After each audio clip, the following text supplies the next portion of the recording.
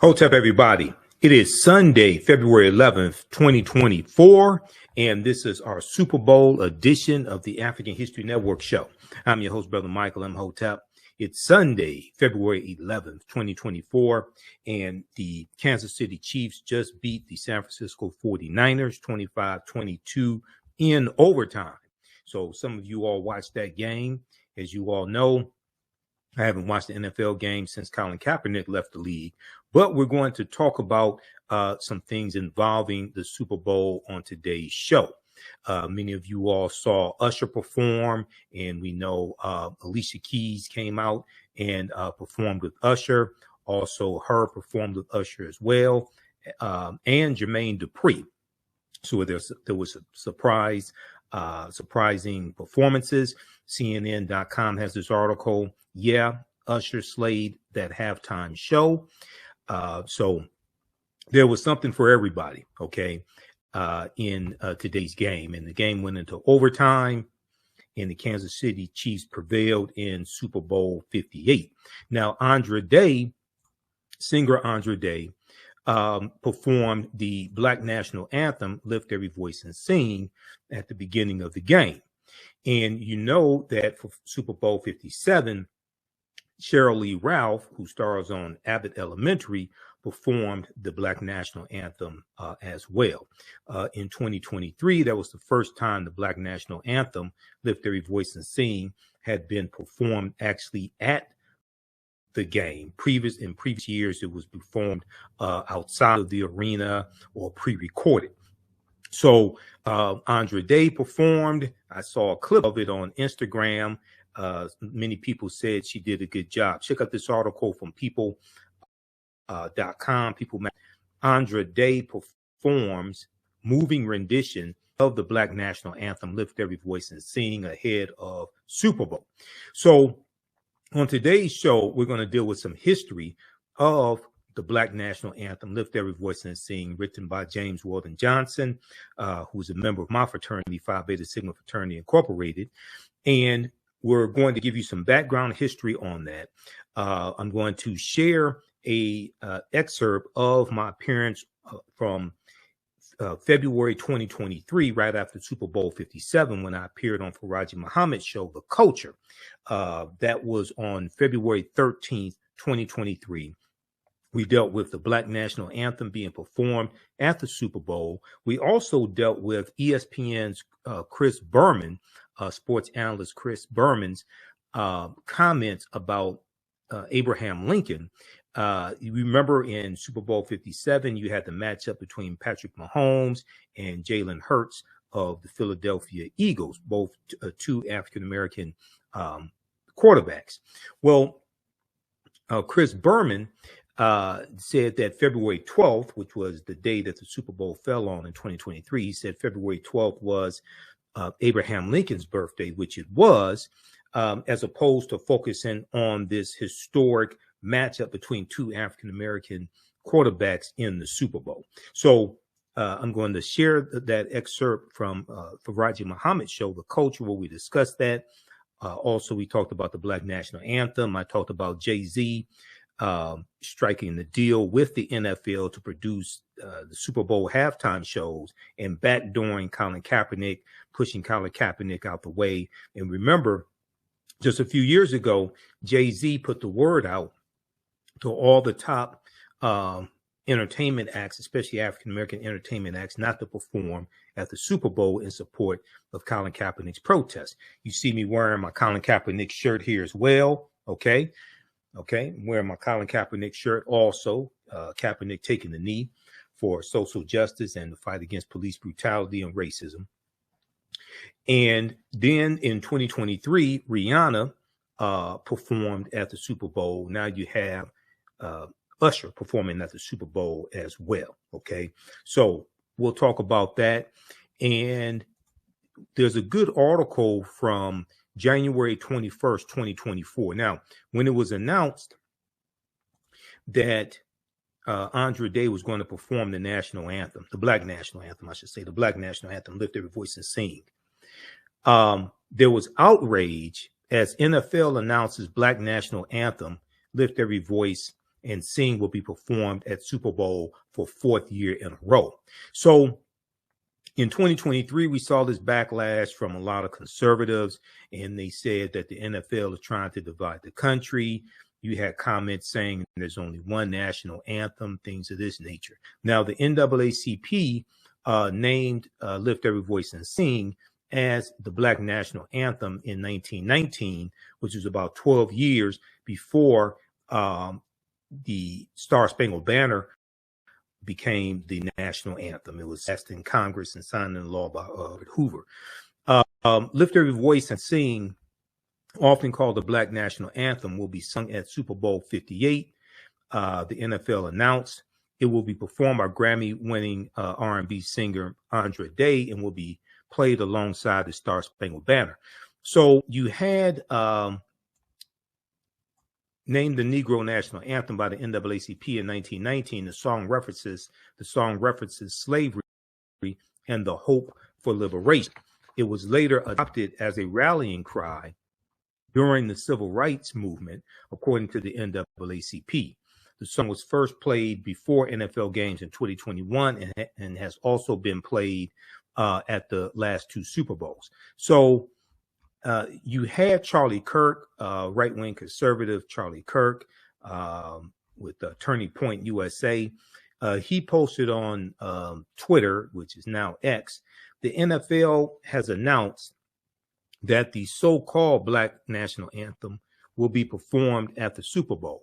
Maybe Candace Owens should tell him it is the Black National Anthem. Of course, in reality, the Black National Anthem is performed at every Super Bowl because the Star Spangled Banner is the anthem of all Americans. Well, we realized we needed a Black National Anthem because the white one was written by what I call the white national anthem, the Star Spangled Banner, was written by a white supremacist slave owner named Francis Scott Key, who thought that African Americans were mentally inferior, and he used his position as U.S. District Attorney to Washington, D.C. to work against abolitionists and target abolitionists. Okay, one abolitionist he tried to have executed by hanging. So we're going to get into some of the history of not just the Black National Anthem, Lift Every Voice and Sing, but also the white national anthem, the Star Spangled Banner. Okay, we'll do all that on today's installment of the African History Network show. Now, Charlie Kirk went on to say, of course, in reality, the Black National Anthem is performed at every Super Bowl because the Star Spangled Banner is the anthem of all Americans.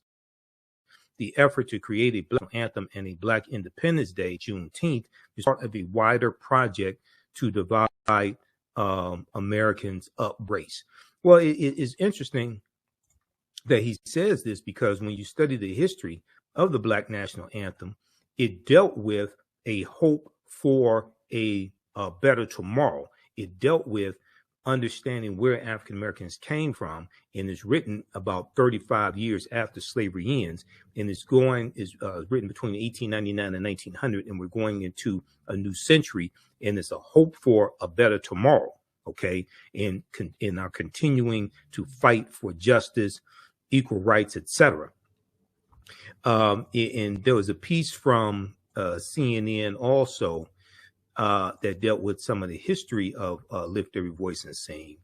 And if we look at this quickly, and then I'm going to go to the segment from when I was on Farajii Muhammad show, The Culture.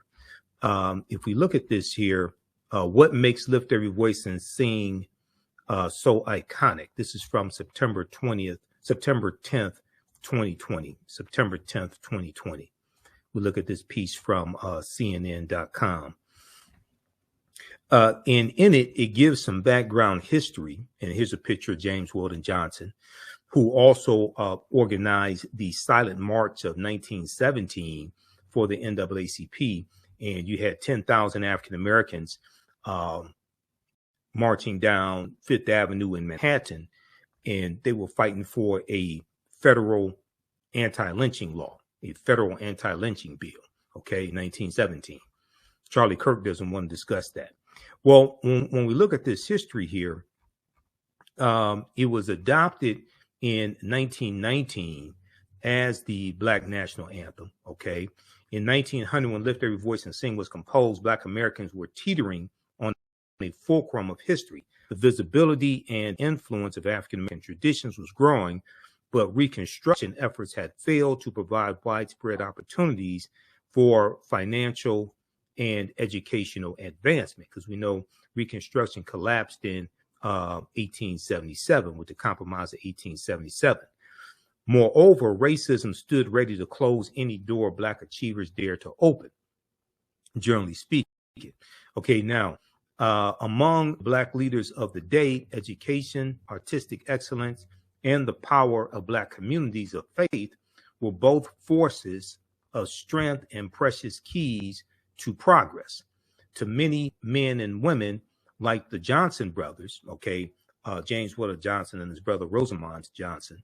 Rosamond was a classically trained musician, and he put the melody to the poem, to the lyrics of Lift Every Voice and Sing. To many men and women like the Johnson brothers who managed to find success, the rise of one Black American helped lift up all, okay? In 1919, the NAACP proclaimed the Negro National Anthem a full 12 years before the Star Spangled Banner was adopted as the national President Herbert Hoover. It is an omnipresent part of African American worship traditions and an enduring refrain for great Black artists.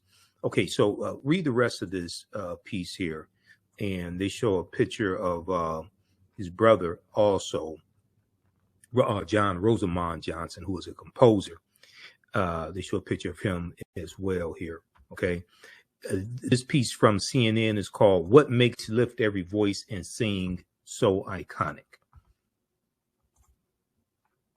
Now, the Super Bowl, when we look at the National Retail Federation, it's expected that Super Bowl 58, and you know they use Roman numerals for the Super Bowl. It's expected that Super Bowl 58 was going to be watched by 200 million people, okay? In their Super Bowl 58 survey, the latest consumer spending data from the National Retail Federation and Proper Insights Analytics 2024 Super Bowl survey found that a record 200.5 million U.S. adults plan to tune in to the big game. This year, 112 million people plan to throw or attend a Super Bowl party, and another 16.2 million plan to watch the game at a bar or a restaurant.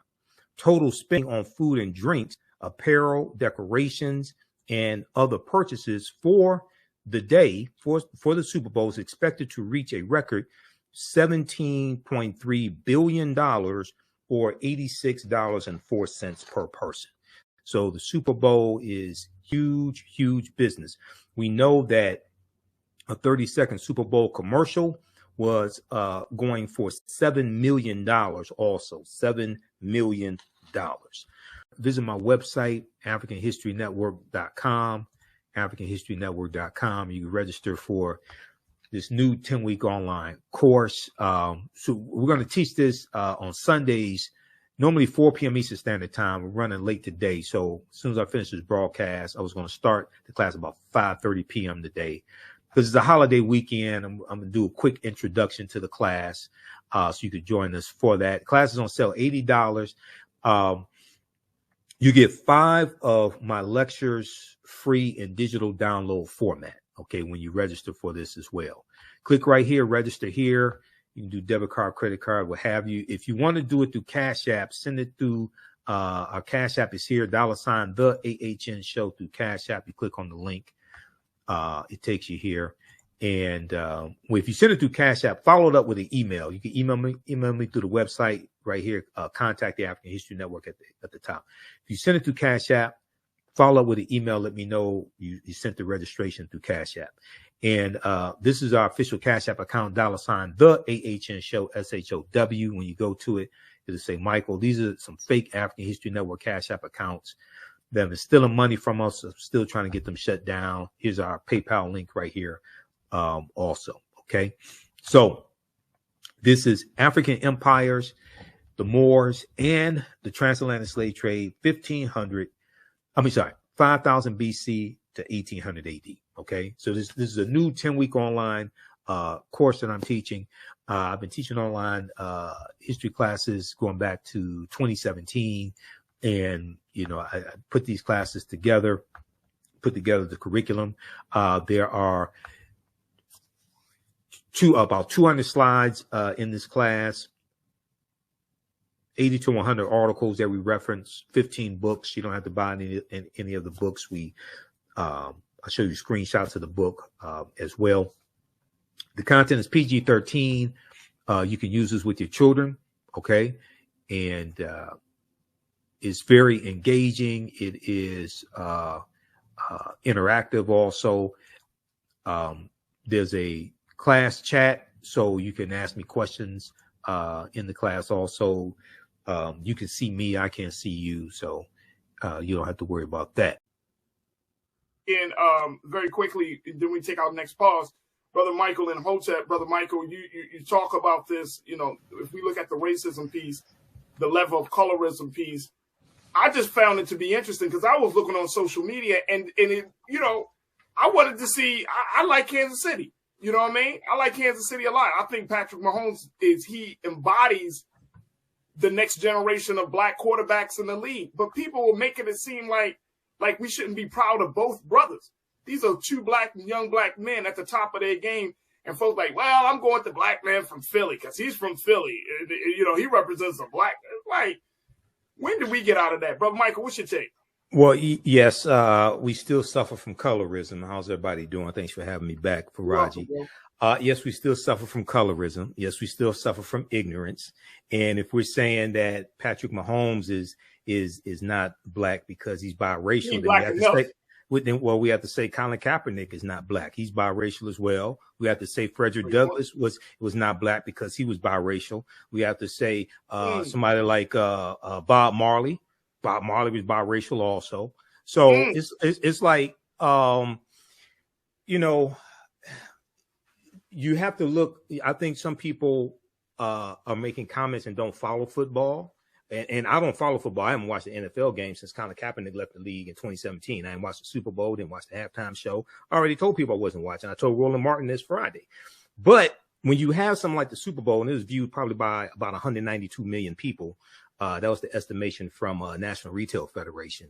It was about 192 million people who were going to watch the game. It draws in people who normally would not pay attention to Patrick Mahomes, didn't know who he was before the game yesterday or anything like that. So, people bring to these conversations a lot of times their own hangups, et cetera. But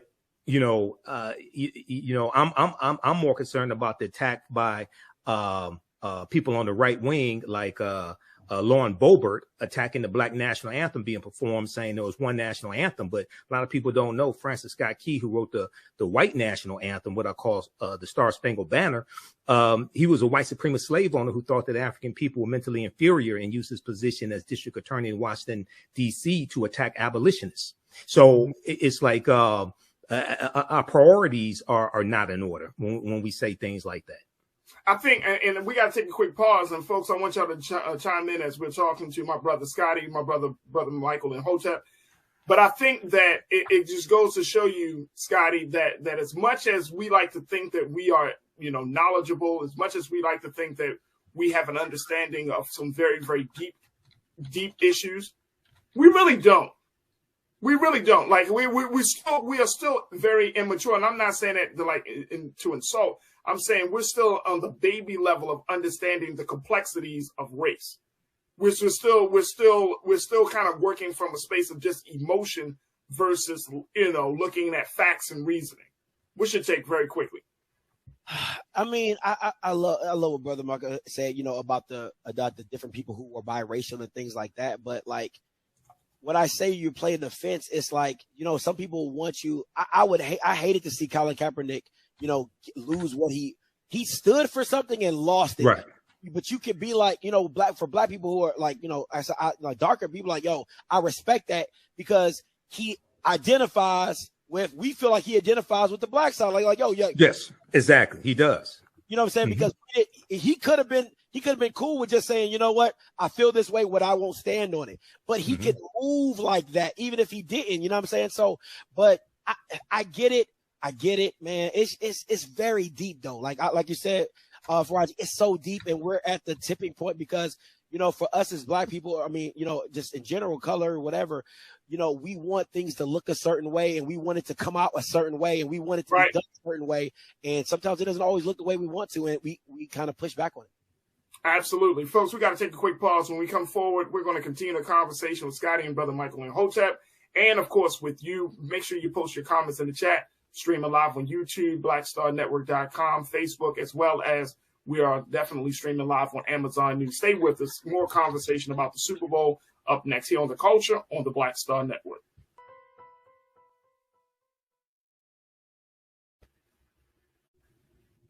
Folks, welcome back to the show. We have been talking to Brother Big from Off Script TV. Make sure y'all check him out on Facebook and YouTube and all social media platforms as he continues to give us the latest in the sports world. And I got my Brother Michael Imhotep, who serves as the host of the African History Network podcast show. You can check him out on AfricanHistoryNetwork.com. We got Brother Michael. I see you. Okay. Here. Right, cool. I mean, I gotta run. Yes, sir. Yes, sir. Oh, okay. Oh, you on the phone? Okay, I thought you were trying to get. Sorry, man. But go ahead. What was your question? Like Jay, no, okay. All right. So I see Scotty like trying to. I'm sorry. But check it. Look, so I wanted to talk about this because there is this continuation of colorism that we're seeing, and more importantly, you know, how to have a conversation about race in this country. And it seems to me, Brother Michael, that now race has become so, the talk around race has become much more frequent in this country around everything than I've probably seen in the past 10 to 15 years. That everything is through the lens of race. And I know last week I was having a conversation with some of my culture crew, and as much as Black folks would like to be seen, and I said this, and I'm just got to say this again, as much as we would like to be seen for our merits, our talents, our skills, our authentic selves being brought to the room or to the table, we're always going to be looked at through the lens of race because of the very essence and nature of this system that we are a part of, right? And even though we may not want that to be the case, when we look at the statements about Idris Elba, the actor who said, hey, I don't refer to myself as a Black actor anymore because I don't want to be typecast.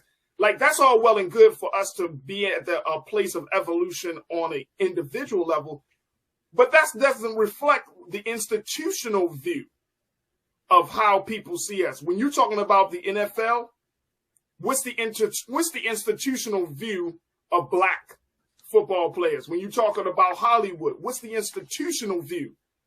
And it just seems like there still needs to be some push on changing the institutional view. It's all right that if you are an evolved individual, that you don't see race.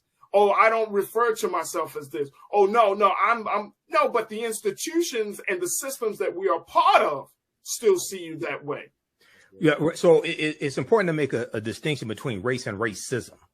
Race is the stratification of humanity based upon hair texture, places of origin, skin complexion, phenotype, etc. That's race. Racism is a system of advantage and privilege distributed based upon race, which comes out of the ideology of European white supremacy, which is designed to preserve genetic white survival.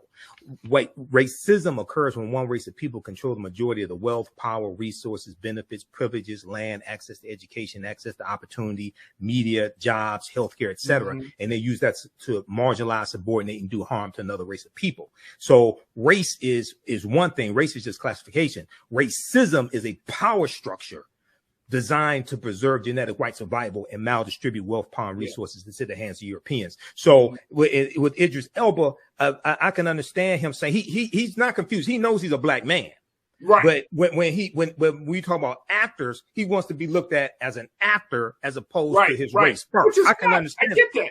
Yeah, I can understand that. People do that in the sports world, right? We can say Right. how, you know, we can say that some of our athletes want to be seen as great athletes and not great black athletes. Right. Now, when we talk about the NFL, it's really important for us to understand this, right? Because there are 32 teams in the NFL, no black majority ownership. The league is 68% to 70% African-American. You have 2 or 3 African-American head coaches. Okay. So what you're dealing with is racism coming from a power structure in the NFL, and you have the microcosm reflecting the macrocosm.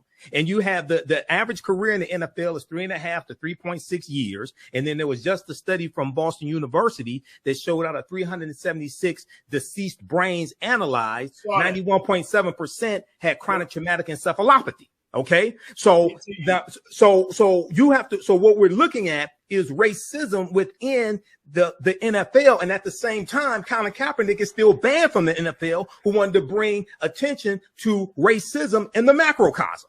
Okay. All right, let me get my guy, and I appreciate you for pointing that out, and I'm glad that you pointed that out. Scotty, what's your take on that, bro? I don't, maybe it's just me, but you being considered, if we go back and forth with it, right? If you being considered a black actor is typecasting yourself, that doesn't make any sense to me, because it doesn't, just because you consider yourself a black actor doesn't mean you're not great. You know what I'm saying? Like, just because you consider you're a black actor doesn't mean you can't play multiple roles, right? Yeah. But you gotta represent what you are. Like at the end of the day, just to be considered, you don't have the luxury just to be considered an actor. We understand what the dichotomy is, because as you said, the social structure does not just see you as an actor. Now, your greatness can outshadow your color to be like, we can put him anywhere, but at the end of the day, you're still a brother in a film. You know what I'm saying? That just is what it is. And I love what Brother Michael said about, you know what I'm saying, at the power structure of the NFL is dictating everything else below it. It's literally a plantation. Like, they own it, they run it however they want it, and then they know that anytime one of the workers rise up, well, we'll just cut him out and we'll fill him in with somebody else, because we know that other brothers look at this as so much as an opportunity that they're willing to be quiet to get the check, no matter how long that is. If it's 3 years, 5 years, 10 years, they will play the role in the back, get the money, and then once they get the money after 7 or 8 years, then they'll become an advocate about change. But then you weren't the advocate when you was playing. Now you set up for life. You done took everything that they done given you, and now you want to be an advocate? That, you know what I'm saying? And now you telling other bro. Hey, Scotty. Come on, man. Come on. Hey, look. Hey, Scotty, let me tell you, that is one of the most, that point right there, brother, is one of the things I often push back on. You can't just be like, all right, I'm going to be conscious and I'm going to ride it out for 7, 8 years, like you said, and then be conscious afterwards. It's like you're doing yourself a disservice, right? Like, I get it, man. I know everybody got to eat, right? Everybody got to eat. But let's keep it real. Like, what NFL players are being paid, that's 3-4 lifetimes. $200 million. I mean, come on, man. Like, you know, we acting like we talking about $100,000 here. We talking about 50 grand, like everybody got to eat. $200 million, $125 million, $130 million. Like, how much are you eating, bro? like, let's put this in proper perspective. So I feel that. Look, I want to bring our attention to another element of this colorism race conversation, because during yesterday's game, Chris Berman of ESPN, who is known to have said and have done some racist things, right? Back in 2016, Jamel Hill described having an interaction or a message from him where he said some very, racist and very disparaging remarks as a woman about her when she was departing from ESPN at that time. So Chris Berman came out. He was talking about the fact that you got these 2 black quarterbacks in the Super Bowl, and I just want to play the rest of what he had to say. Take a listen, folks. But also, of course, 2 African-American quarterbacks starting against each other in the Super Bowl for the first time, fittingly, February 12th is Abe Lincoln's birthday. Here we go with the highlights in case you missed.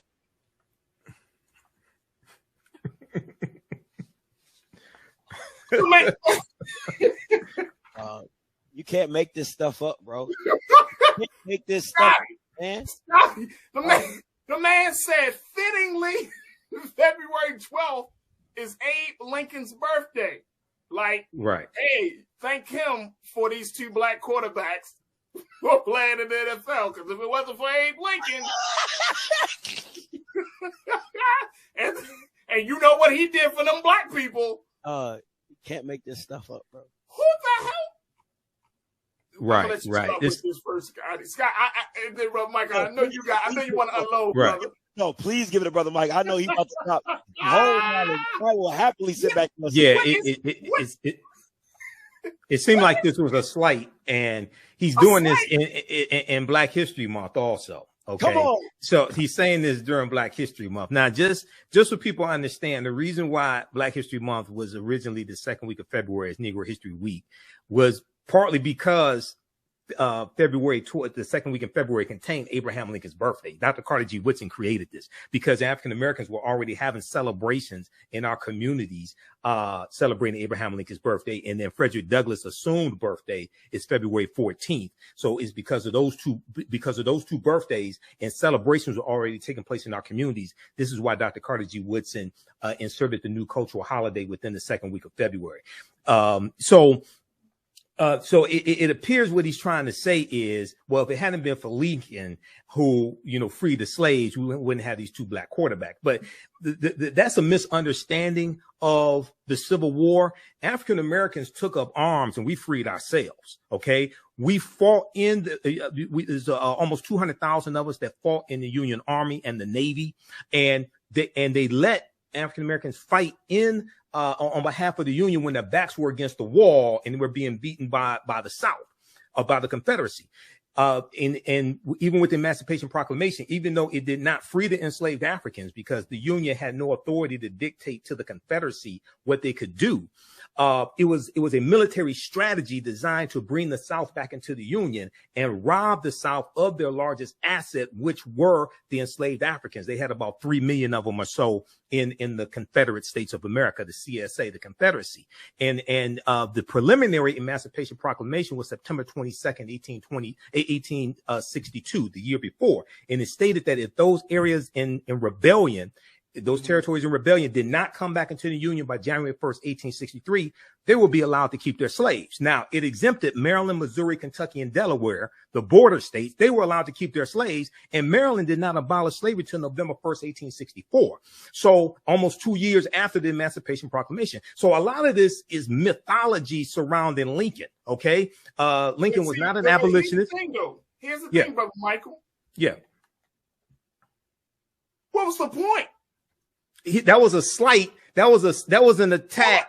That was an attack on the 2 black quarterbacks to take away from that to say, wait, okay, if it had not been for Lincoln, you wouldn't have these 2 black quarterbacks. He's trying to undermine the intention, and at the same time, you got to look and say, okay, he's saying something like that. What I wonder what he would say about Colin Kaepernick. Colin Kaepernick is still being whiteballed from the league. Even though he got a settlement, Kaepernick is still being whiteballed from the league. Here's the point, and here's the point, Scotty, because we got a couple of moments left, and here's the point, because I think that a lot of times, especially in the sports, right, we believe that white commentators, right, white game callers, that they are quote unquote liberal, progressive, because sports makes us feel as if, we're all on the same page, that nothing unites the American people like sports. So when we really start to hear their real views, right? Like, this is how they really think, then we all get offended. And so I'm bringing this out because people are like, yo, Chris Berman really got a problem. He's really a racist underneath of all of this. Mm-hmm. So how do we address that, Scotty? Listen, man, at the end of the day, the peers of one another calling them out, right? Or peer co-workers, right? So it's the Stephen A. Smiths, it's the Ryan Clarks, it's the Marcus Spears, it's all those black commentators as well. Even his co-host, the one that the black man that always does with Chris Berman. Yo, you gotta hold this Bama accountable. Like, it's like, see, it's too many pacifists for me, right? Oh, it was a slip of the tongue. Oh, he didn't mean it like that. No, he mean it how he said it. Now, at the end of the day, how I take it, that's perception. That's how I took it. If he never says it, there's nothing to take. You get what I'm saying? So to me, at the end of the day, his co-workers, white and black, have to hold him accountable. His bosses, 9 times out of 10 that are white, got to hold him accountable. And then as well as the league, the NFL, this is part of your product, right? You got these people talking on your product. You have a whole banner in the back of the end zone talking about end racism. You know what I'm saying? Come on, man. Like, that's nonsense. You get what I'm saying? Hey, Scotty, real quick. I wonder what Shannon going to say.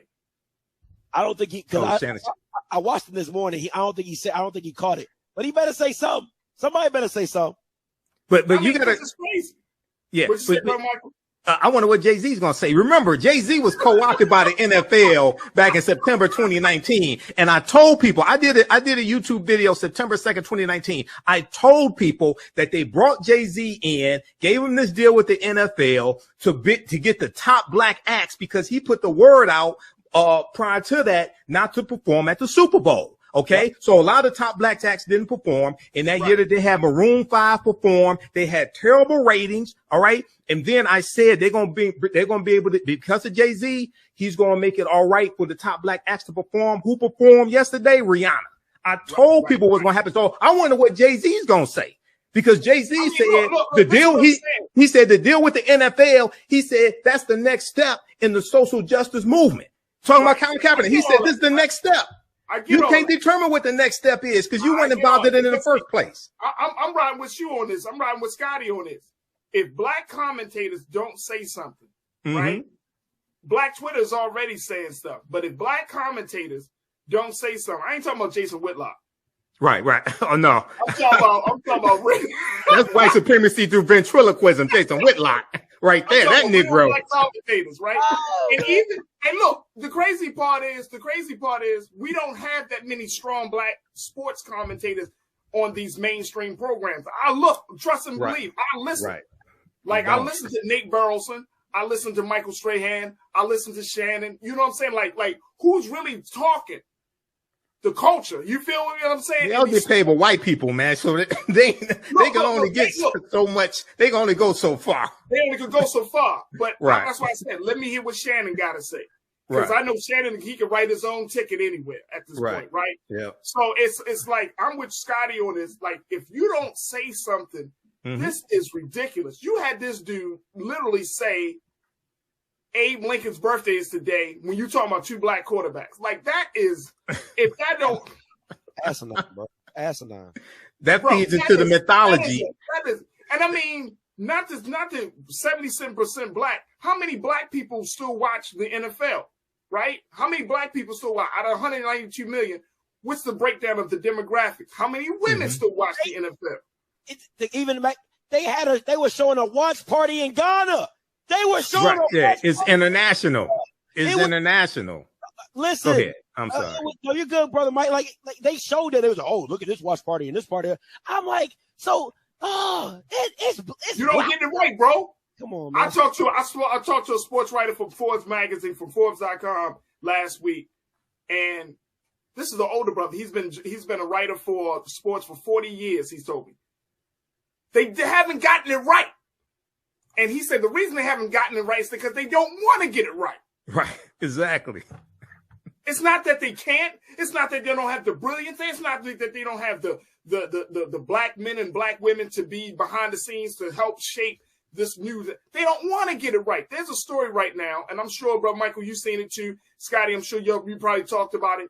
There's a story right now where the NFL is on record as being as aggressively denying claims to NFL veterans who need disability and other medical coverage.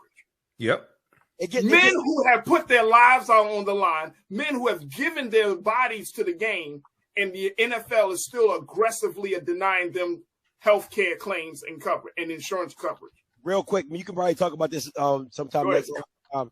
But the Jim Trotter for 2 years straight has talked about the diversity within the higher levels of media in the NFL and why they have not seen black people and black commentators in the C-level executives in the media room. He's asked the commissioner for 2 years running at the NFL Media Day. Go check that out. I'm telling you, Jim Trotter, what is Goodell? I don't really touch the media room. Bama, you are the commissioner of the NFL. What you mean you don't touch the NFL? What do you mean you don't touch media? That don't even make sense. Doesn't make sense. Well, keep in mind he works for the owners though also. So but see, that's what I'm saying. He does their bidding. He does the owner's bidding. That's it. But at the end of the day, you're right. But at the end of the day, like they just it doesn't fit. Look, we gotta take a quick pause. Hey, brother Scotty, I appreciate you as always. Folks, make sure y'all subscribe to Offscript TV on YouTube and on all social media platforms. My man Scotty is always bringing the heat. Truly appreciate this brother and his insight. And every time we talk sports, I always think about my brother.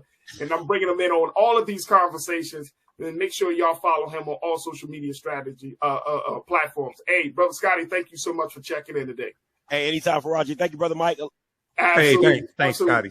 Folks, all right, how's everybody doing today? All right, Hotep, everybody. Hey, this is Michael Imhotep, founder of the African History Network, host of the African History Network show. I'm a talk show host, researcher, lecturer, writer, and historian.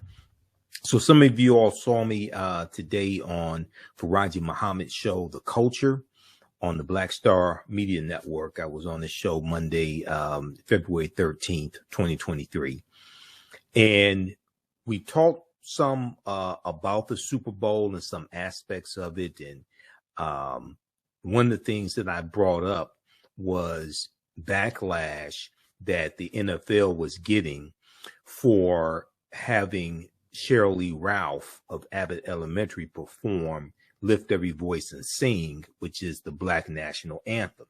And it has unofficially been the Black National Anthem since 1917. Okay, so she's been getting backlash. Well, the NFL has been getting backlash from some conservatives on social media. And I talked about this some and compared this to the white national anthem, because you had some conservatives saying, oh, well, there's only one national anthem. Okay. And so I want to deal with some of this history here briefly. Okay. There was a good article from the dailymail.co.uk. America has one national anthem. America has one national anthem.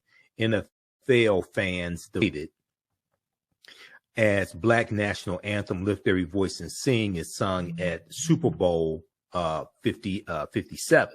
All right. The unofficial Black National Anthem was performed. Lift Every Voice and Sing was promoted by the NAACP as the Black National Anthem in 1917. A pre-recorded rendition was played before the Super Bowl in 2021 and 2022. So this is the first time it's actually been performed inside the stadium. Okay, right before the game. This is the first time that's happened. And this article is from February 12th, 2023. So the Black National Anthem, so the article talks about the Black National Anthem was performed before the Super Bowl for the third time in a row, causing outrage on social media. So you have some people who are just upset about this. And it's like, people will perform WAP by like Cardi B and Megan Thee Stallion and anything like that. So why would you be offended by the Black National Anthem? No cursing in it. There's no sexual innuendos or anything of that nature. Now, Sheryl Raplh, the star of the comedy series Abbott Elementary, and I really like Sheryl Raplh. I remember her, first saw her in 1977 in A Piece of the Action Bill Cosby and C. Portier. She performed the Lift Their Voice and Sing the Black National Anthem on Sunday night ahead of Super Bowl LVII between the Kansas City Chiefs and the Philadelphia Eagles at State Farm Stadium in Glen, Arizona. Now we know Kansas City Chiefs won. I did not watch the game. I haven't watched the NFL game since 2017 when Colin Kapernick left the league. Okay, so you all know this about me. Now, the song Lift Every Voice and Sing became an unofficial Black national anthem when it was adopted by the NAACP in 1917. All right, and here's a picture of our sister Sheryl Raplh singing the Black national anthem, Lift Every Voice and Sing. Now, I want to deal with briefly some of the backstory, some of the history of how this song became written, how this became the Black national anthem. Everybody share this broadcast on your social media platforms. Invite your friends to tune in. Also support the African History Network. Okay, so here's some background information on Lift Every Voice and Sing the Black national anthem. Now, there was an article. Now, back in 2018, Beyonce performed the Black national anthem at Coachella. And a lot of people found out about this song for the first time. A lot of white people found out about this song for the first time. When I was in elementary school, we had to learn the song. It was taught to us. All right. So there was this article here from the Washington Post, Lift Every Voice and Sing, the story behind the Black national anthem that Beyonce sang. This is an article from April 16th, 2018. And Beyonce blew it away with and she had a style band that was, so she gave people a big introduction into African American culture, okay, by performing the Black national anthem and Hits Day. Okay, let me see. Can we get? I'm trying to get this lined up here. All right, there we go. And let me just refresh the screen right quick. Stand by.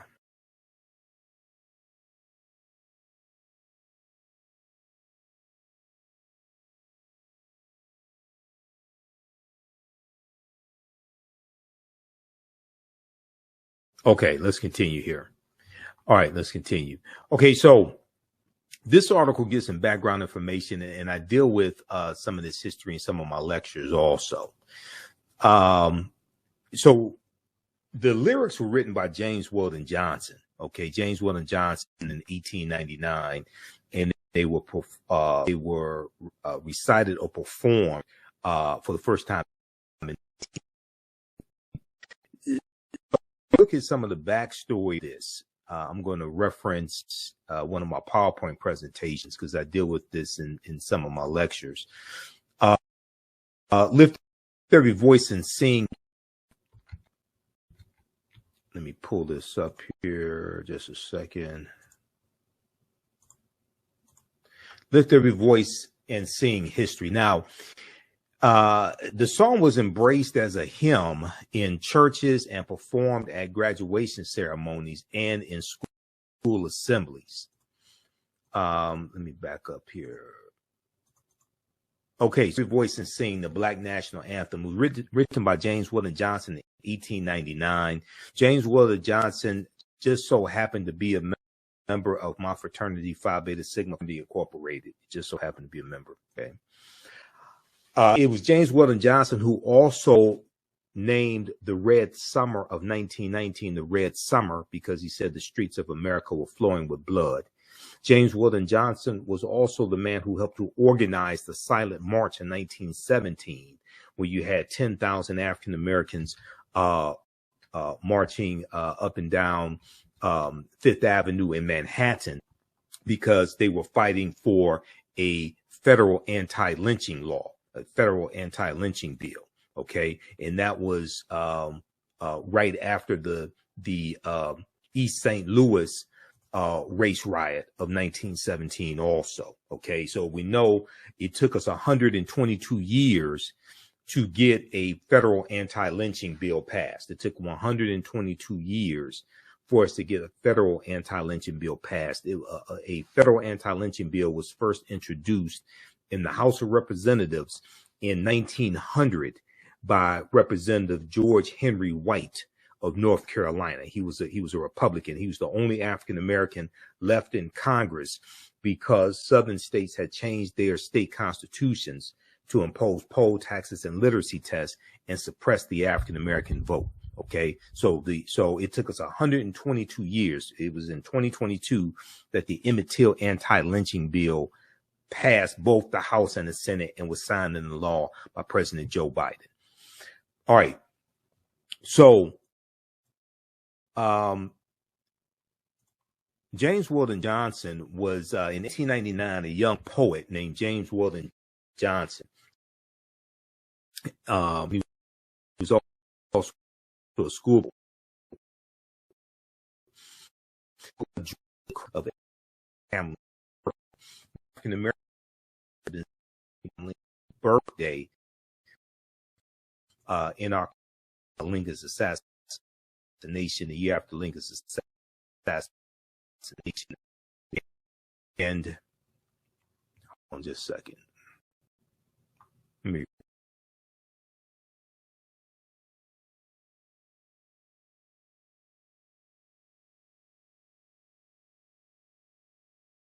African Americans had been celebrating Lincoln's birthday, which is February 12th. Lincoln's birthday going back to the year after Lincoln was assassinated. He was assassinated in 1865. Okay. And this is one of the reasons why Black History Month is celebrated in the month of it was started out the second week of February, Negro History Week, because it contained the second week of February contained the birth dates of Abraham Lincoln and February 12th, and the assumed birth date of Frederick Douglass, which was February 14th, because Douglass didn't know the exact date or exact year that he was born. So this was, we know Negro History Week was created by Dr. Carter G. Woodson, and it was first celebrated in 1926. All right, so James Weldon Johnson was asked to address a crowd in Jacksonville, Florida, for the coming anniversary of Abraham Lincoln's birthday. Just two decades had passed since the Reconstruction era, which was 1865 to 1877, and lynchings were on the rise in the segregated South. Instead of preparing an ordinary speech, James Weldon Johnson decided to write a poem. The poem started with the words, "Lift every voice," evoking the struggle and resilience of our ancestors. Okay, the poem was evoking the struggle and resilience of our ancestors. Now, the following year, in the year 1900, a chorus of 500 school children performed the song at the Abraham Lincoln celebration. The song quickly took off, becoming a rallying cry for African American communities in the South, or as one observer noted at the time, quote, a collective prayer. Now, the song was embraced as a hymn in churches and performed at graduation ceremonies and in school assemblies. Within 20 years, the NAACP, National Association for the Advancement of Colored People, which was founded in 1909 and comes out of the Niagara Movement, which was founded in 1905 by Dr. W.B. Du Bois and others. The NAACP adopted "Lift Every Voice and Sing" as its official song. Okay, now it becomes the unofficial Black national anthem in 1917. But when I was growing up, we were just taught it was the Black national anthem. We did not look at it as the unofficial Black national anthem.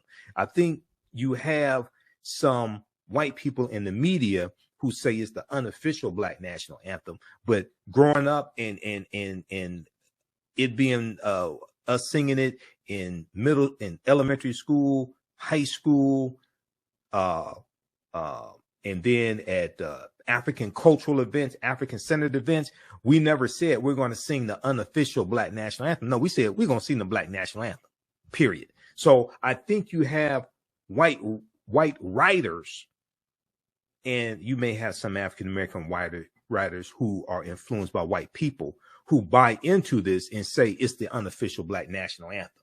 But for us, it was no discussion on that. Okay.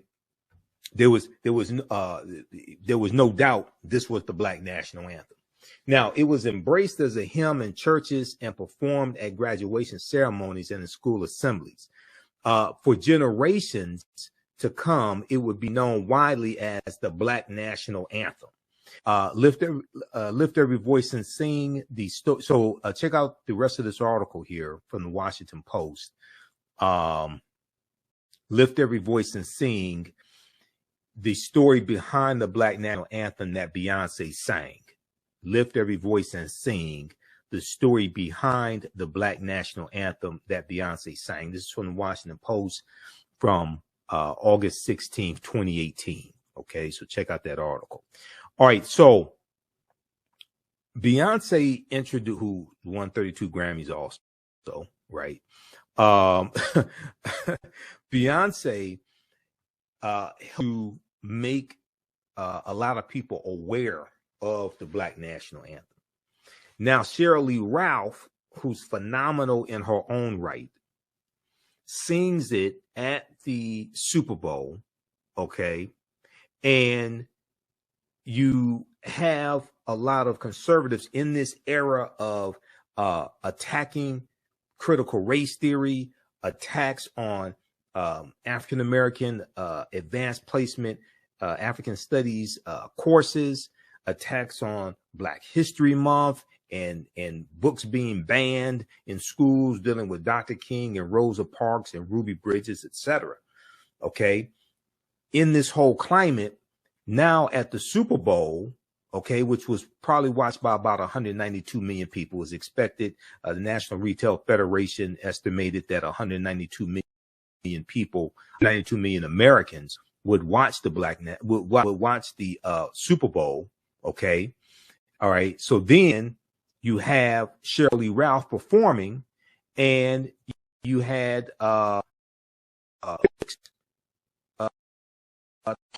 this. All right. So this is something I talked about on the show today. Okay. The culture on the Black Star Media Network, Roland Martin's network. Now, Sheryl tweeted 120 years ago today. So February 12th, the day of the Super Bowl, Super Bowl 57. It was the 123rd anniversary of Lift Every Voice and Sing being performed publicly for the first time. She said, "Today I will sing it for the first time as part of the Super Bowl pregame show in the stadium." All right. Now, Sheryl announced that she would be performing a song on Twitter. Okay. The song was sung for both both Super Bowl 50. Let me see. Both Super Bowl 55 and Super Bowl 56. Okay, I get my Roman numerals straight. Okay, L represents 50, V represents 5, V1 represents 6. So 50, 55, and 56. Okay.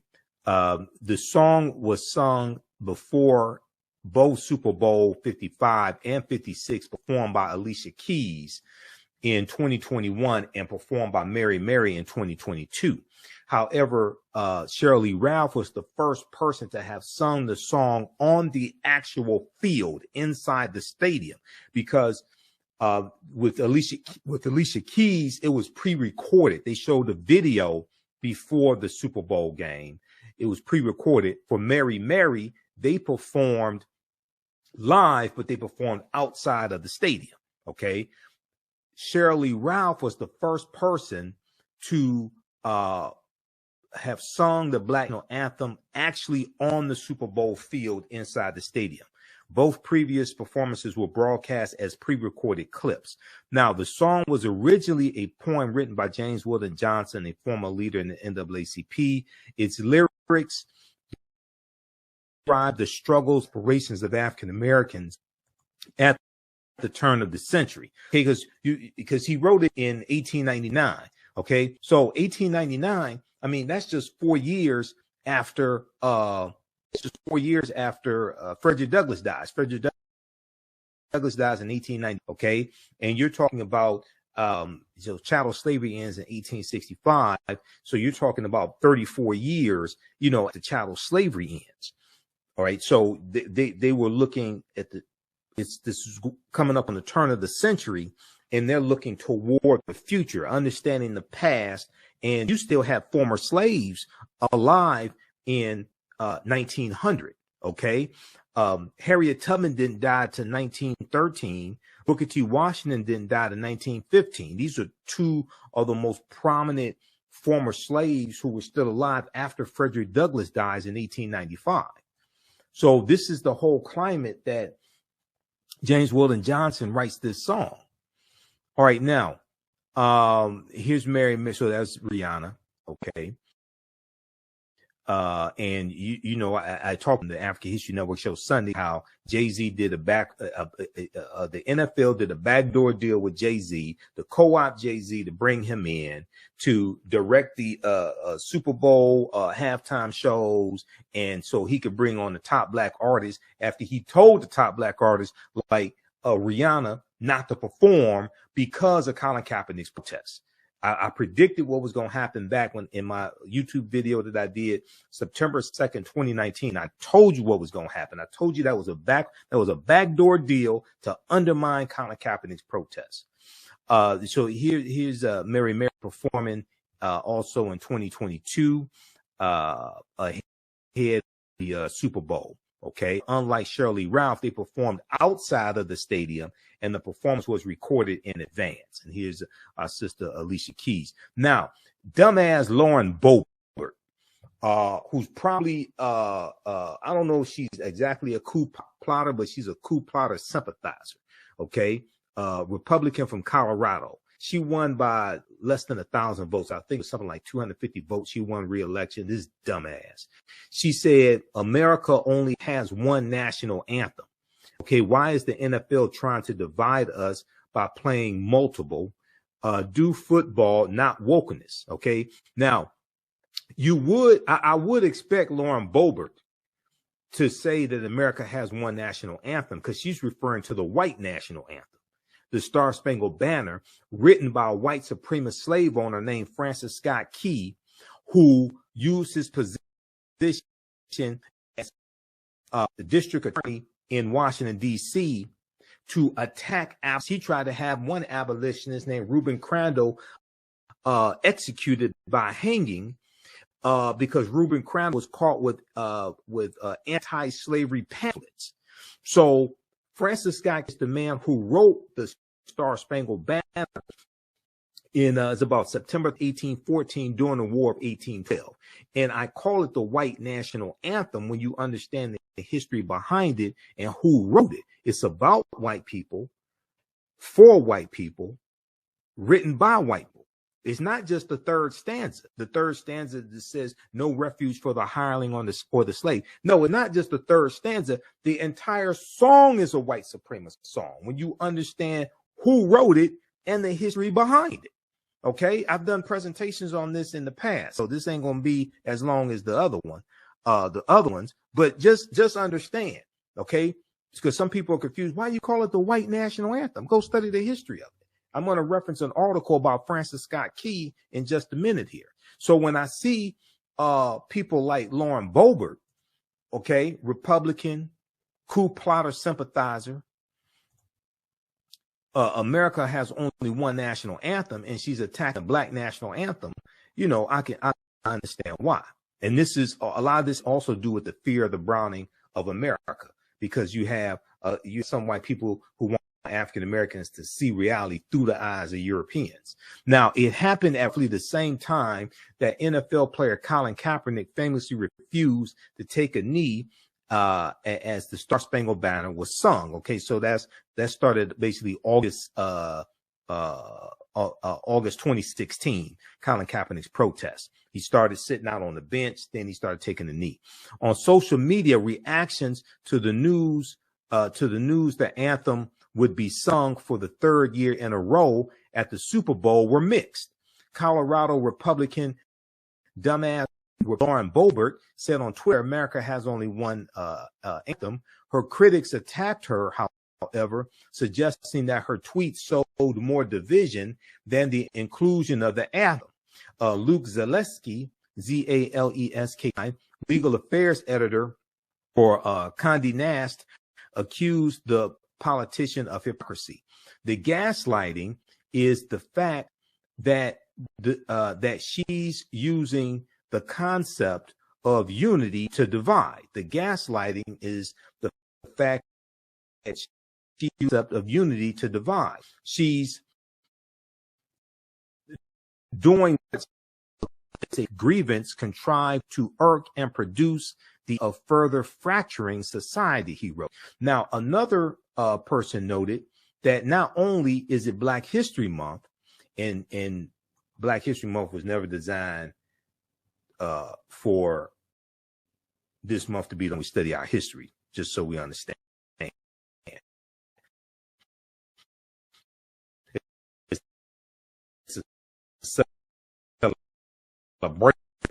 So hopefully somebody will let Morgan Freeman know. Now, another person noted that Black History Month, but it's also the first time two Black quarterbacks have faced each other in Super Bowl history, as Patrick Mahomes of the Kansas City Chiefs and Jalen Hurts of the Philadelphia Eagles led their respective teams. We know Kansas City won. Didn't make any difference to me. I'd rather have African American team ownership than two Black quarterbacks in facing each other, and all the owners of the 32 teams are white. Okay.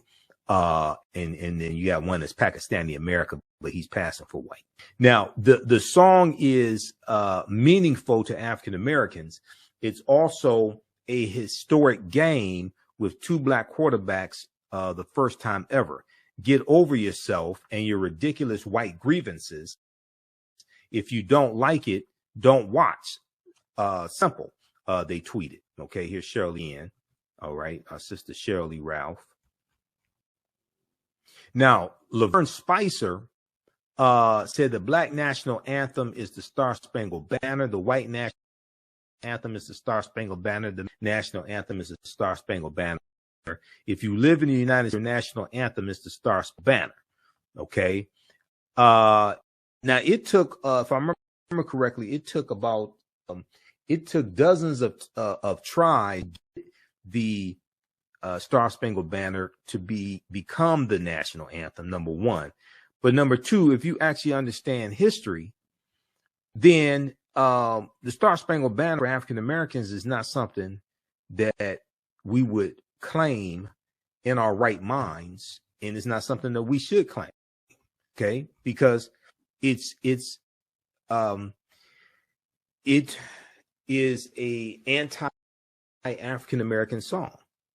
And when you understand the man who wrote it, you understand why I say that. Okay. Daryl B. Harrison, who appears to be African American phenotypically, said the NFL was making them by allowing to be sung, also suggesting that it made America a nation of two anthems. Well, the league is 68 to 70% African American. Okay, so they should perform. They should have been performing the Black national anthem long before that. The league is 68 to 70% African American. They should perform it. Now, at the same time, I would argue that we should stop watching the games as well. That's a whole nother conversation. Okay. At the same time, I would argue that we should stop watching the games. Because I still stand with Colin Kaepernick's protests. Okay. And Kaepernick is being whiteballed from the league. So I don't understand why we're watching the games in the first place. And they sold a 30-second commercial for $6.5 million. They sold a 30-second commercials were going for $6.5 million. Okay. So many of us would rather be entertained than be empowered. If we all rallied behind Colin Kaepernick, leveraged our economic dollars to put pressure on the NFL, stop buying tickets, stop buying jerseys, okay, stop watching the games on TV, things like this, okay, stop going to the games, that would have a tremendous impact, because then it would put us in the driver's seat and we could put pressure on the NFL. You need to have African-American team ownership. You need to have better health benefits for the players after they retire from the league.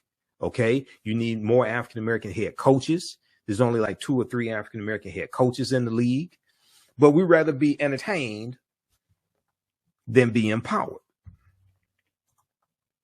So, you know, a lot of times you teach people how to treat you. So then let's see, you have the comment from Luke Zaleski as well. He's performed America the Beautiful. I like Babyface. Ask the question, why? Okay, not as love of crime, but just Babyface, why? Okay, come on. So read the rest of this article here. Then they have the lyrics to Lift Every Voice and Sing also. Okay, very interesting article. The backlash that the NFL is getting for having Sheryl Lee Ralph perform the song. Okay, and you may hear more backlash from the coming days. Now, DMP, who is this? DMP said, did you hear Chris Berman's dumbass 18? Yeah, we talked about that on Farajii Muhammad's show, The Culture, today on the Black Star Media Network, okay, Roland Martin's network. And I said that, you know, if you want to talk about Abraham Lincoln, you can talk about Abraham Lincoln. So what Chris Berman was trying to do is he was trying to imply that he wanted to gloss over the fact that you had 2 African-American quarterbacks playing on opposing teams for the first time in Super Bowl history. And he was implying, hey, if it wasn't for Abraham Lincoln, these guys would still be slaves. Okay? And Abraham Lincoln was not a savior for African Americans. Now, he was better than most white people at the time. He was not a savior. We took up arms and freed ourselves. Okay. We ran away from plantations. All right. We ran behind Union lines. What was the Civil War a good thing for African Americans? Yes, it was. You had almost 200,000 African Americans who fought in the Civil War. We joined the Union Army and we joined the Union Navy and fought in the Civil War, and we fought for our freedom. We took up arms and fought for our freedom. We didn't passively wait for white people to free us. All right. And it's important to understand that the Emancipation Proclamation of January 1st, 1863 did not legally free the slaves. Okay. If you go to loc.gov, the Library of Congress website, loc.gov, and if you read it, it tells you that the slaves in the territories that are in rebellion, okay, the territories that were part of the Confederate States of America, the Confederacy, it was saying that those slaves would be freed if those territories did not come back into the Union by January 1st, 1863, because the initial Emancipation Proclamation was September 22nd, 1862. The Emancipation Proclamation was an ultimatum to the Confederacy to bring the territories back into the Union, okay, to bring those territories in rebellion back into the Union. The Civil War was not fought slaves. The Civil War was fought to bring the South back into the Union, to keep the Union together, because the South was the economic engine of America. The goal of the Civil War was not to end slavery. The goal shifted after the Emancipation Proclamation of January 1st, 1863. But it also says that the border states were exempt. So Maryland, Missouri, Kentucky, and Delaware, they were still allowed to keep their slaves. Okay, Maryland did not abolish slavery till November 1st, 1864. This is something we talked about in my class on Saturday, class number 1 of Ancient Kemet, the Moors, and the Ma'afa, Understanding the Transatlantic Slave Trade, what they didn't teach you in school. So if you missed class number 1, you can still register for it. Class number 2 is coming up Saturday, February 18th, 2023. It's a 12-week online course. We deal with thousands of years of history and what leads up to the transatlantic slave trade taking place. So the class is on sale, $80, regularly $130. We do the sessions live. All the sessions are archived and recorded. You can go back and watch it anytime. So when you register for the course, you can go back and watch class number 1. So visit our website, theafricanhistorynetwork.com, theafricanhistorynetwork.com, because we did 2 hours on Saturday. And if you look at this article here from the Washington Post, there's a piece from the Washington Post with Maryland. Maryland did not abolish slavery after the Emancipation Proclamation, and they put it on the ballot, took a vote on it, and it almost didn't pass. Okay, so a lot of this that we think is history, and a lot of this history surrounding Abraham Lincoln is a lot of myth. Now, he was a better white man than a lot of them at the time, but Lincoln was not an abolitionist. He didn't think that African Americans should have voting rights. He changed his mind toward the end of his life and said that African Americans who served in the Union Army, or who served on behalf of the Union during the Civil War in the military, African American men, they should be able to vote, but not all African Americans. This article right here from the Washington Post, the not quite free state, Maryland dragged its feet on emancipation during Civil War. Okay, during the Civil War. And it goes through and deals with this history that I just laid out briefly. Okay. Also, it's important to understand that people get this mixed up and think that slave owners in the U.S. got reparations. No, they didn't. That only applied to slave owners in Washington, D.C. That was called the Compensated Emancipation Act of April 16th, 1862, which was signed into law by President Abraham Lincoln. That only applied to slave owners in Washington, D.C. That did not apply to all slave owners in the country. Okay, because I hear people misstating that, and I guess they're confusing what Great Britain did in 1834 with their Slavery Abolition Act of 1834, where they took out a loan for 19 million pounds, and Great Britain paid 46,000 British slave owners reparations for freeing 800,000 enslaved African people. I guess they're getting the two mixed up. But no, the Compensated Emancipation Act of 1862, April 16th, 1862, only applied to slave owners in Washington, D.C. Okay. But if we so you go through, read the rest of this here, and they talk about they took the vote tipped in favor of abolition only after the absentee ballot. Only after the absentee ballot soldiers fighting for the North were counted. This is during the Civil War, which is 1861, 1865. The final tally was 30,000 in favor of freeing the slaves, 29,799 against it. It almost did not pass. Okay. On November 1st, 4 Maryland slaves were declared free only a few months before Congress would approve the 13th Amendment abolishing slavery. So the 13th Amendment is going to pass the House and the Senate, but it gets ratified by Georgia, December 6, 1865. And when Georgia ratifies the 13th Amendment, because the ratification process, a bill has to pass the House and the Senate, then it has to pass 3/4 of the state legislatures by a 2/3 majority vote. So when it passed the Georgia state legislature December 6, 1865, then that gave the amendment the 2/3 majority vote to actually amend the U.S. Constitution to become law and legally end chattel slavery. All right. So I encourage people to go to loc.gov, the Library of Congress website, and also go to archives.gov and read these documents, Emancipation Proclamation, read the U.S. Constitution, read the Declaration of Independence. Because when you go through and read these documents, you get a much better understanding of history and understanding of law, and laws shape historical events, shape movements, shape laws and policies. So you have a cycle. These are the type of things that I deal with in my online courses. Okay.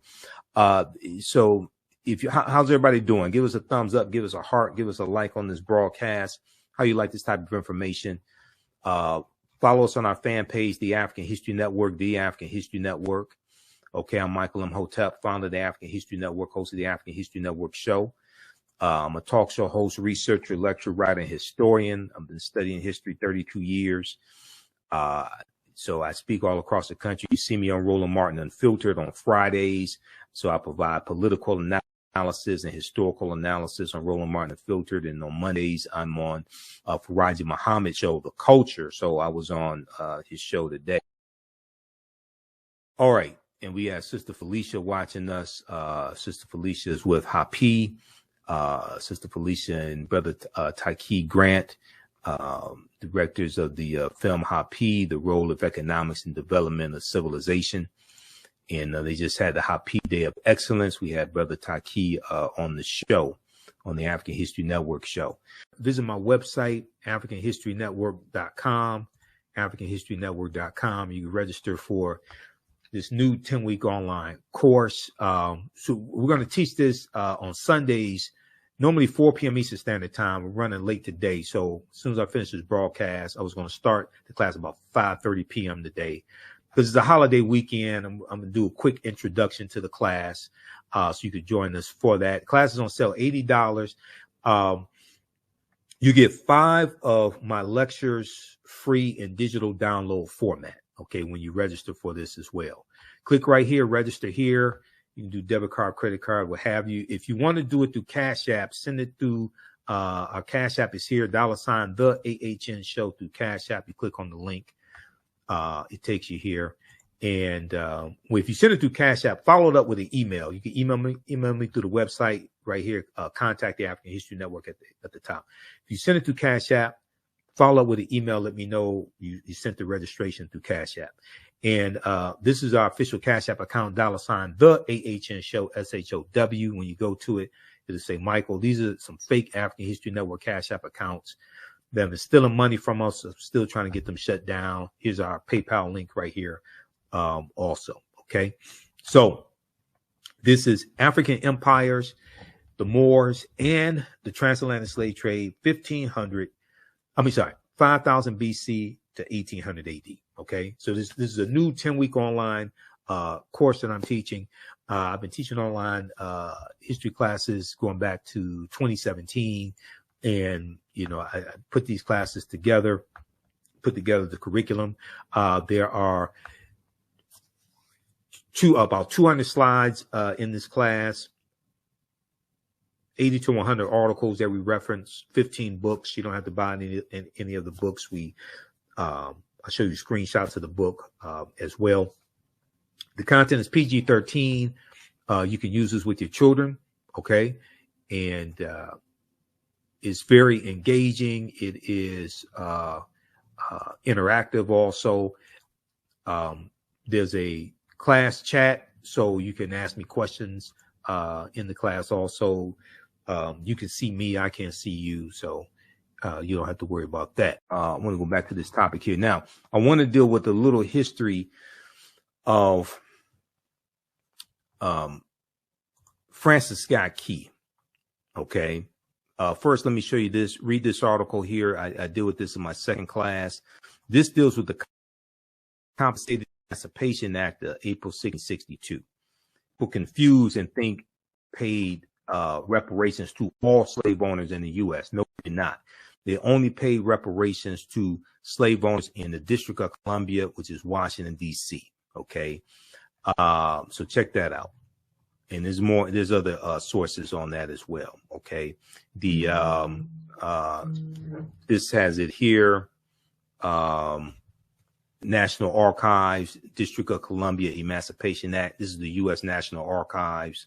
It gives information. It provided for immediate emancipation, compensation to former owners who were loyal to the Union of up to $300 for each freed slave, of up to $300 for each freed slave. Let me flip over to this here, U.S. National Archives. Okay, on April 16, 1862, President Abraham Lincoln signed a bill ending slavery in the District of Columbia.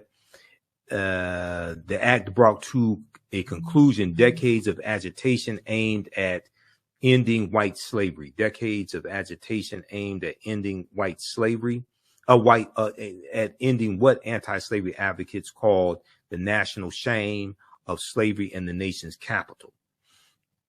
All right, now, it provided for immediate compensation to former owners who were loyal to the Union of up to $300 for each freed slave. Voluntary colonization of former slaves to locations outside the United States, and payments of up to $100 each for each person choosing immigration. Over the next 9 months, the Board of Commissioners appointed to administer the act approved 930 petitions, completely or in part from former slave owners, for the freedom of 2,989 former slaves. Okay, so read the rest of this here.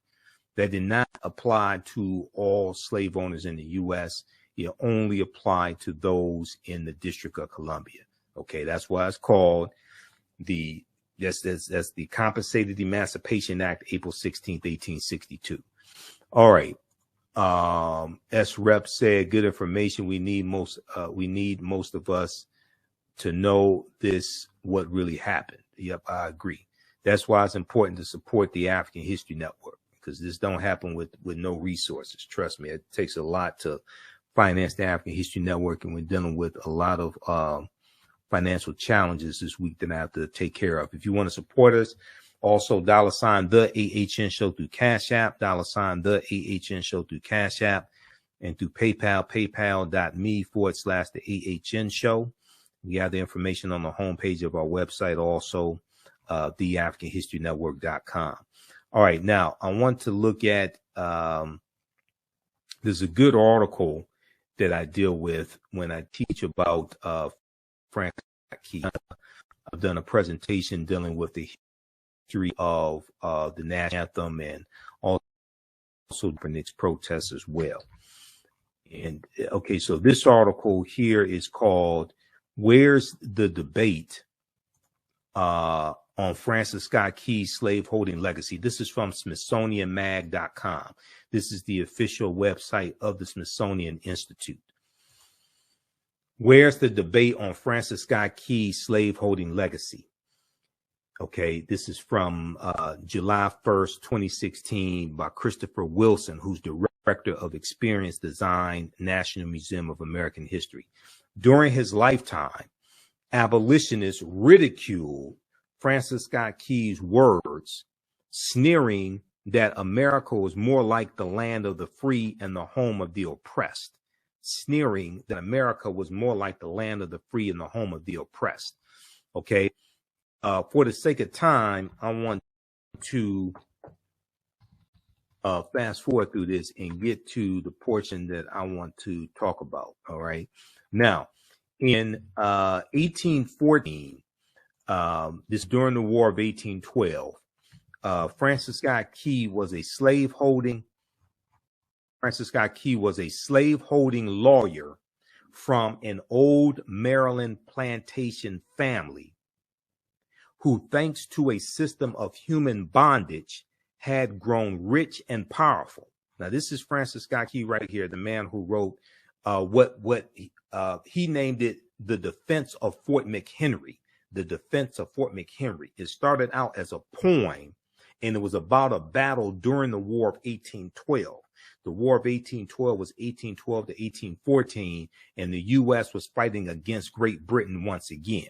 Okay, this is the War of 1812. Now, when Francis Scott Key wrote the poem that would, in 1931, become the national anthem, all right, and proclaim our nation, quote, the land of the free, like Thomas Jefferson, Francis Scott Key not only profited from slaves, he conceptions of American citizenship and human potential. Africans in America, Francis Scott Key said, were, quote, a distinct and inferior race of people, which all experience proves to be the greatest evil that afflicts a community. Francis Scott Key was a straight up white supremacist slave owner. What the hell am I going to sing a song that he wrote that became the white national anthem? That's just stupid. That's what happens when you don't understand history. You don't understand what you're participating in. This is why I don't sing the white national anthem. It's not just the third stanza, okay, that says no refuge for the hireling or the slave. It's the entire song is a white supremacist song. As I said before, it was written by white people, for white people, about white people, and it was voted on in Congress by white people to become the white national anthem. Because by the time it was voted on in 1931, there may have been maybe one African American who was in Congress. That's it. So what are you talking about? This is what happens when you don't understand history. Now, if you want to say there should be a new national anthem, okay, that supports that is inclusive of various races of people, and it's inclusive of everybody. If you want to say there should be a new national anthem, okay, I can agree with that. I'll go, I can agree with that. If there should be a new national anthem, this is not it right here. And then when you get into the Colonial Marines was a group of Marines who were a lot of them were former slaves. And this was a group that Francis Scott Key and his men had a battle with 2 or 3 weeks prior to him writing this. And because when he writes The Defense of Fort McHenry, he's watching a British attack on Fort McHenry in Baltimore. Okay. That's why it's called The Defense of Fort McHenry. So when you get into all this, then you see his animosity for African people come out. So this is why, a lot of this stuff I sit back and I look and I'm saying, okay, this is why our motto is right knowledge corrects wrong behavior. What you do for yourself, what you do to yourself, and what you allow other people to do to you and get away with is based upon what you think about yourself. What you think about yourself is based upon what you have been taught about yourself. What you've been taught about yourself is based upon everything you've read, heard, and seen about yourself. All right, Sister Felicia, thanks for the support also as well. Okay, so guys, you can support us through Cash App and PayPal. Definitely you should support or register for one of our paid online classes. Okay, because just so people understand, because I guess a lot of people that don't do this don't know this, but I use 2 different digital platforms to teach those classes, Crowdcast and Learn World. Okay, and I have to pay them each month, so it's not free to teach those classes. Free, I have to pay to teach those as well. All right. All right, let's continue here. I want to go back to this. All right, so a few of the British troops in the War of 1812 stunned and demoralized America by attacking Washington and setting the Capitol building and the White House ablaze. They attacked Washington, D.C. They burned the White House down and the U.S. Capitol building, the British, okay? On August 24th, 1814, the British turned their attention to the vital seaport of Baltimore, all right? Now, September 13th, 1814, British warships commenced an attack on Fort McHenry in Baltimore, which protected the city's harbor.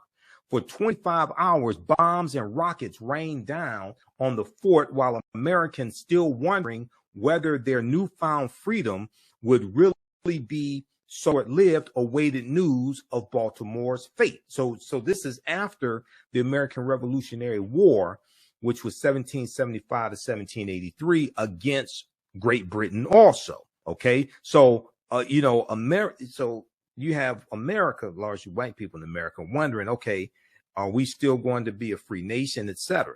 Now, it's also important to note that a lot of African slaves ran away and ran over to the British side to fight for the British against the U.S. in the War of 1812, just as they did during the American Revolutionary War. Just as they did during the American Revolutionary War, there were more what we would call African Americans. There were more African Americans who fought on behalf of the British during the American Revolutionary War than fought on behalf of the colonies, because the British were the first ones who said, if you come fight for us, we'll set you free when this war is over with. All right. So we were born at night, but not last night. We said, okay, we're going to go fight for the British because we wanted to be free. So and you know, to make a, not to, I'm trying to keep this short. This is the short version. I've done an extensive patient of all this. This is the short version right here. But there, at the end of the War of 1812, the U.S. demanded that Great Britain return. It was about 6,000 runaway slaves. They demanded that Great Britain return about 6,000 runaway slaves. Great Britain refused to do so. Okay.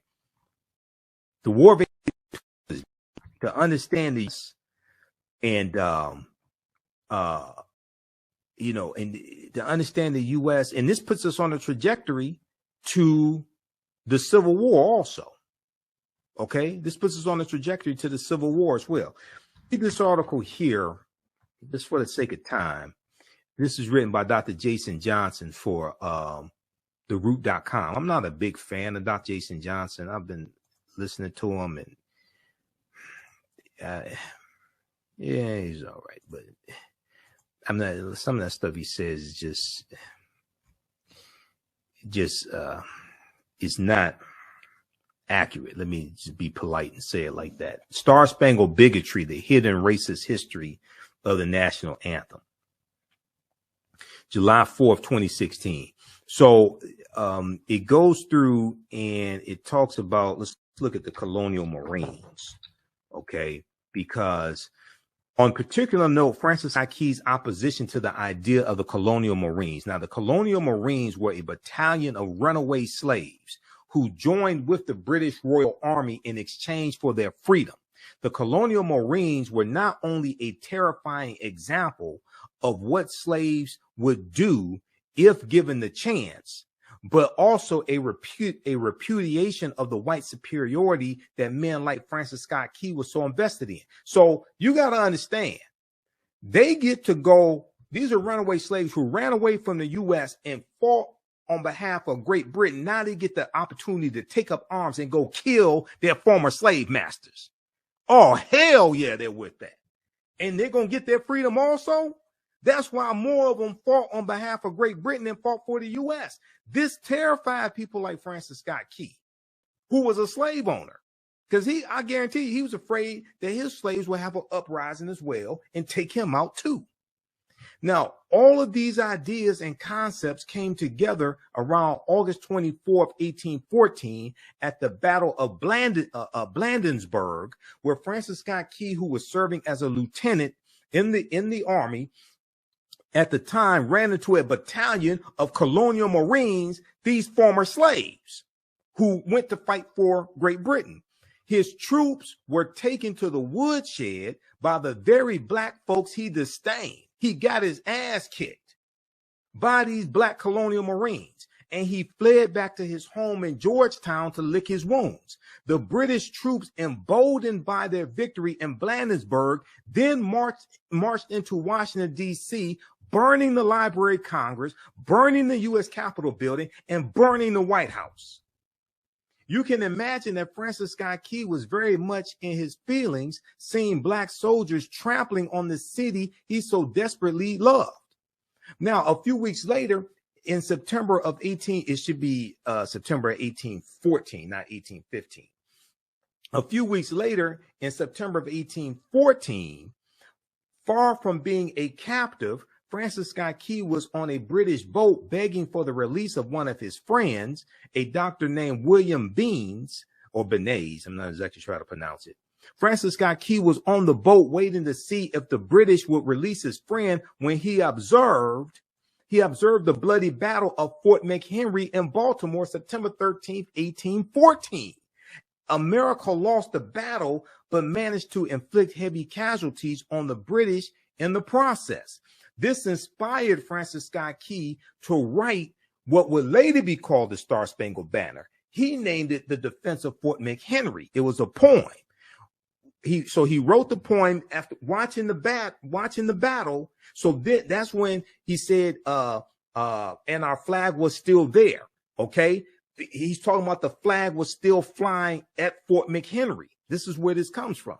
So right then and there, but no one remembers that he wrote a full third stanza decrying the former slaves who were now working for the British Army, the colonial Marines. Okay. And where is that band that was so vauntingly, who so vauntingly swore that the havoc of war and the battle's confusion and home and the country should leave us no more? Their blood has washed out their foul footsteps pollution. Their blood has washed out their foul footsteps pollution. No refuge could save the hireling and slave from the terror of flight or the gloom of the grave. And the Star-Spangled Banner in triumph doth wave over the land of the free and the home of the brave. Okay. But it ain't just the third stanza that's the problem. It's the entire song that's the problem. And who wrote the song? So when you understand history, this is, and see, Jackie Robinson said in his autobiography, I Never Had It Made, Jackie Robinson said he can never sing the Star-Spangled Banner again and stand for the Star-Spangled Banner. Okay. So read the rest of this. Okay.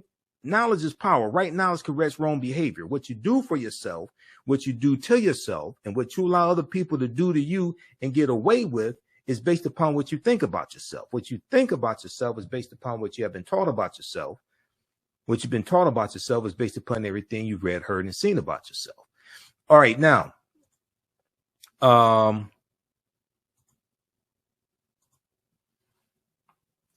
let me go back to, let me go back to this here. Okay. So we have, we talked about Beyonce performing at Coachella. We talked about some of the history of Lift Every Voice and Sing, the Black National Anthem.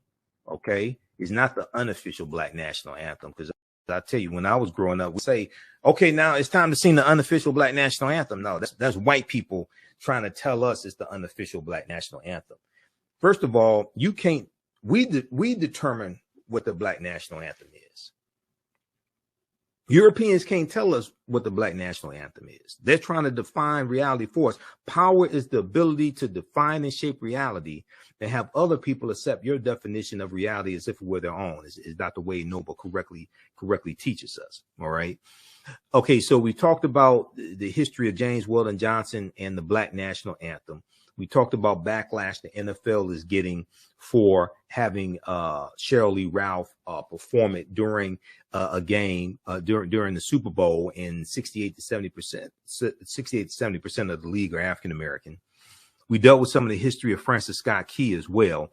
Also with Francis Scott Key, who wrote the Star Spangled Banner, started out as the defense of Fort McHenry.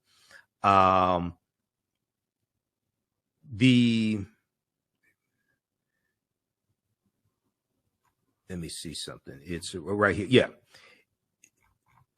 I want to go to this piece right here, back to the Smithsonian. Let's look at this here.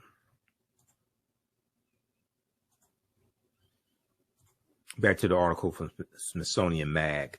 All right. The poem he wrote celebrated the Star Spangled Banner as a symbol of the resilience and triumph of the United States. Now, ironically, while Francis Scott Key was composing the line over the land of the free, it is likely that Black slaves or African slaves were trying to reach British ships in Baltimore Harbor. They knew that they were far more likely to find freedom and liberty under the Union Jack, which is the British flag, under the Union Jack, than they were under the Star Spangled Banner. Okay? The land of the free for who, Francis Scott Key?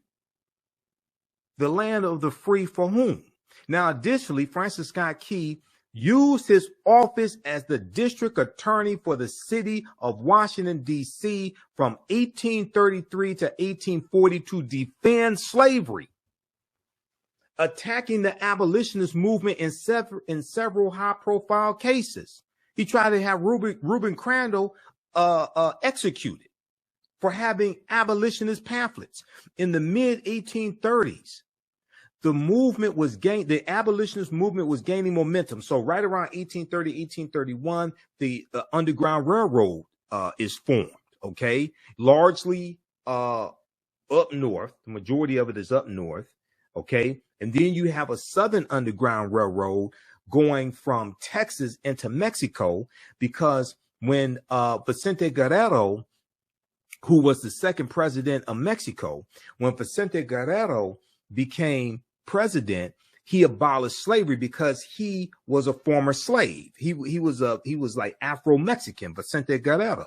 All right. So you had between 5,000 to 10,000 runaway African slaves who run away from Texas and surrounding areas like Mississippi, things like this. They run into Mexico, because Mexico is free territory now. Then you have the Underground Railroad going from the south, going up north also. Okay, now in the mid 1830s, the abolitionist movement was gaining momentum. All right. And with it came increased violence, particularly from pro-slavery mobs attacking free African Americans and white abolitionists, and other methods to silence the growing cries of abolition.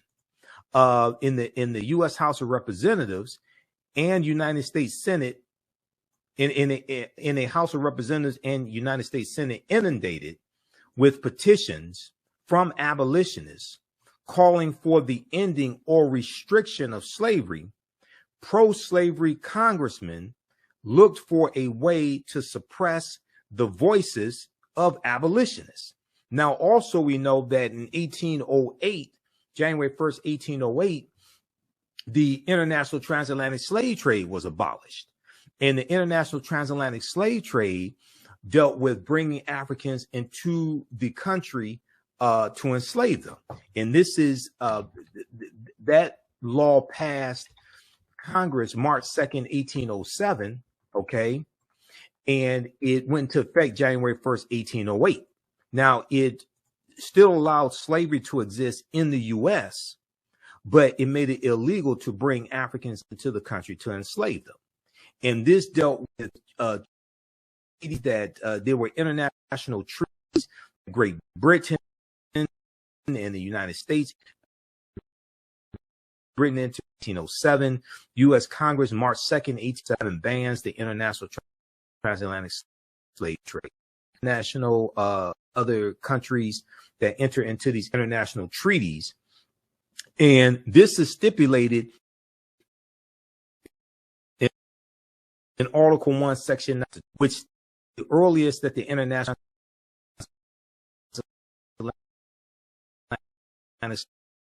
slave a $10 tax, a tax of up to $10 on for each African that was brought into the country. Okay, so when all these people who are talking about reparations, Article 1, Section 9, Clause 1, this helps give you a legal foundation for reparations. Okay, now at congress.gov, and I got to wrap this up because I ain't planning to be here this long, but you know, I'm a teacher, so this you know, this is what I do. Let me refresh the screen.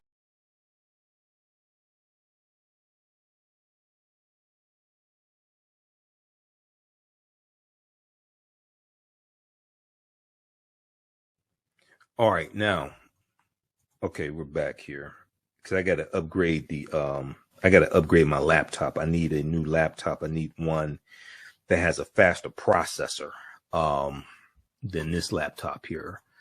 So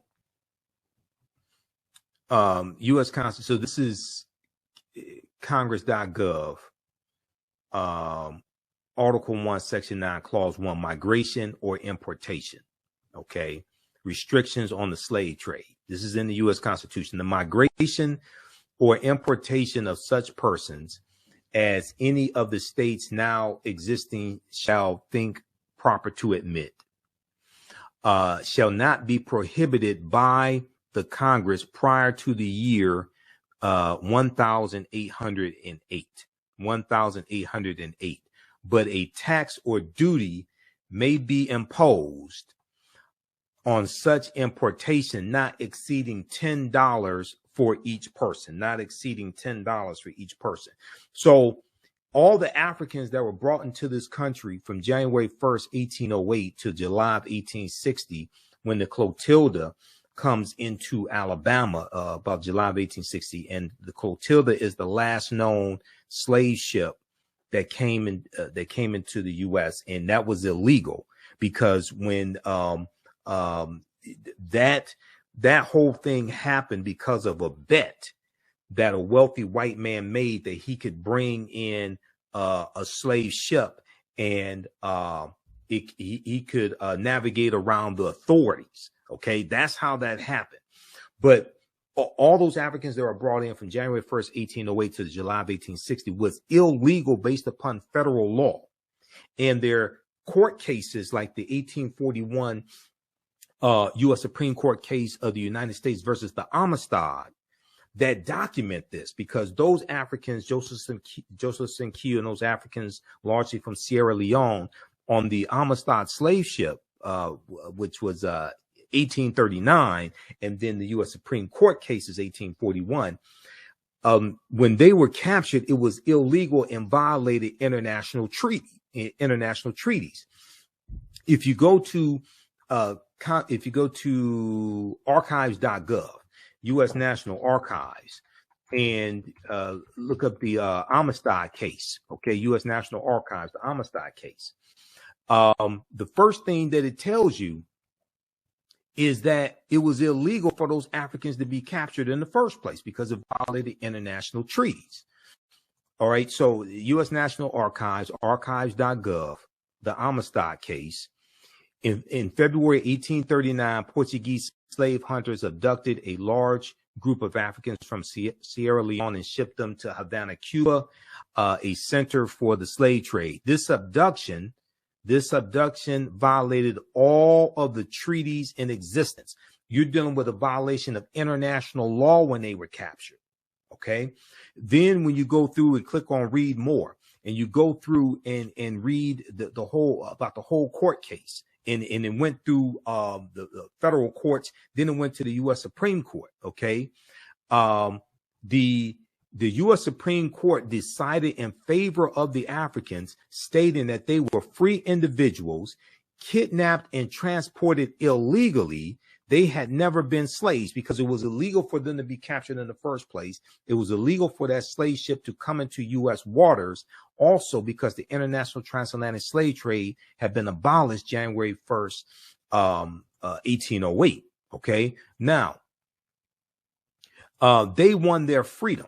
Okay. They won their freedom, and they were set free. Now, the U.S., what happened was the abolitionists had to collect money to pay to send them back to Sierra Leone. The U.S. didn't give them a free trip back to Africa. Abolitionists had to take up money, but at least they won their freedom in the U.S. Supreme Court. Senior Justice Joseph Story wrote and read the decision. Quote, "It was the ultimate right of all human beings in extreme cases to resist oppression and to apply force against ruinous injustice," end quote. The opinion asserted the Africans' right to resist unlawful slavery because there was a mutiny on the ship. There was a slave revolt on the ship. So they ruled that those Africans had a right to take up arms on that ship and fight for their freedom. They also ruled that it was illegal for them to be captured in the first place because it violated all the international treaties at the time, and they ruled that they were free. So they were set free. Okay. All right. So read that from archives.gov, U.S. National Archives, dealing with the Amistad. Okay. Now,